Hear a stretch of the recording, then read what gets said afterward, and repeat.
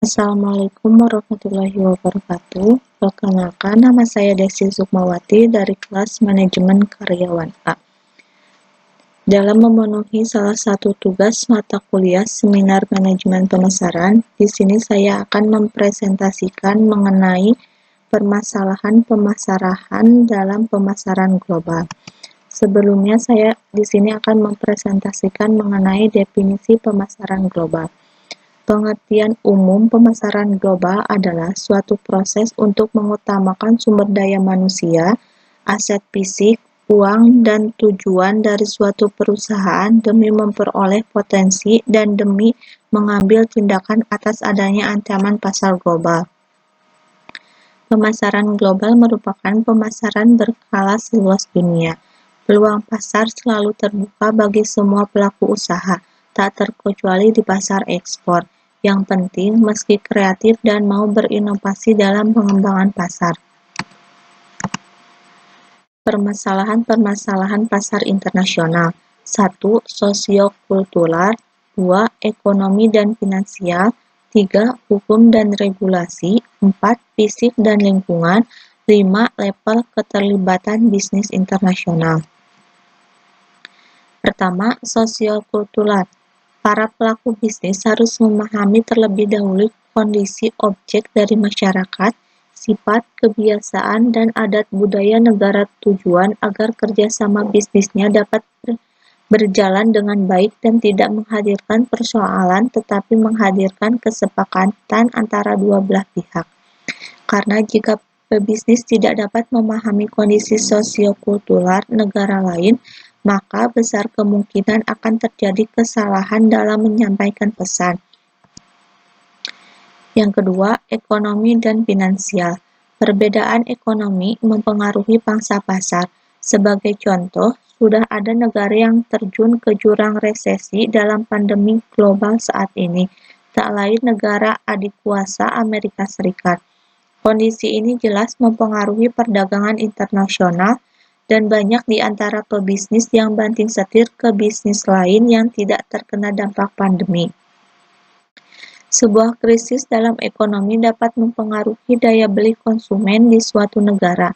Hal ini pun dapat menjadi perhatian bagi para pelaku bisnis, terutama dalam hal harga.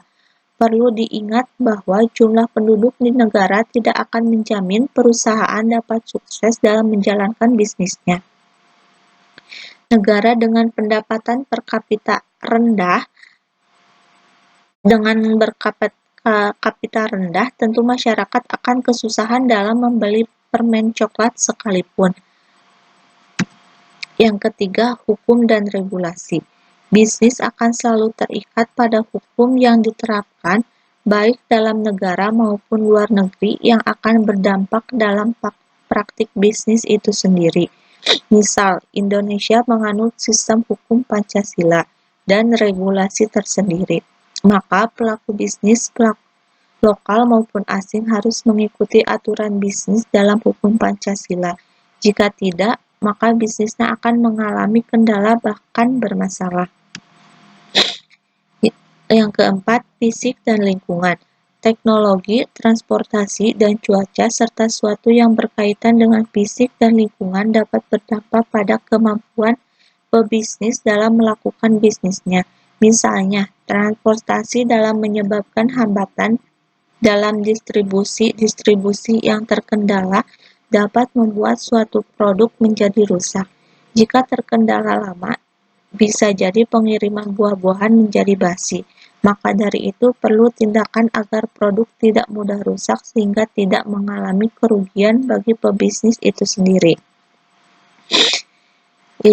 Level keterlibatan bisnis internasional. Bisnis internasional itu mulai dari level terendah sampai level tertinggi, dari karyawan, manajemen, orang-orang, dan yang tidak ketinggalan juga pihak pemerintah. Keterlibatan ini yang akan membuat pebisnis sukses dalam penganggaran bisnisnya. Hal ini merupakan pekerjaan yang berat. Maka dari itu, sebuah tim dari berbagai level harus kerjasama dalam mendapatkan pengembalian dari sebuah ide yang sudah tercetus berupa keuntungan yang didapat. Itulah beberapa kendala dalam bisnis global. Perlu diingat bahwa sebagian besar kendala tersebut merupakan kunci sukses bagi para pelaku bisnis apabila mau memahami dan senantiasa mempelajarinya. Setelah mengetahui kendala tersebut, maka carilah strategi yang tepat dalam melakukan bisnis global.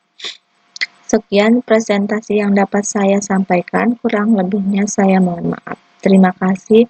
Wassalamualaikum warahmatullahi wabarakatuh.